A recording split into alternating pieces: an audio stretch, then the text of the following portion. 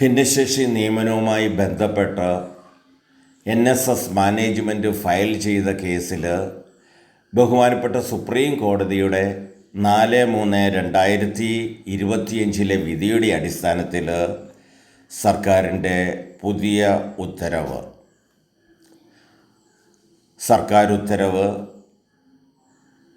MS 43/2025 general education 17/3/2025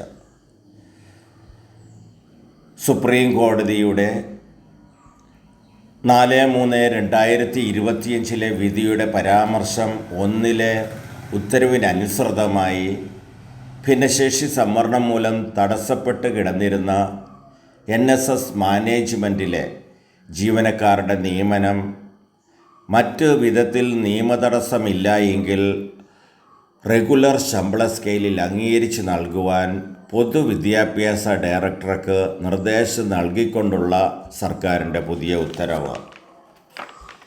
നിയമന നടപടികൾ സമയബന്ധിതമായി പൂർത്തീകരിച്ച് സർക്കാരിലേക്ക് റിപ്പോർട്ട് സമർപ്പിക്കണമെന്നും സർക്കാർ ഉത്തരവ് പറയുന്നു.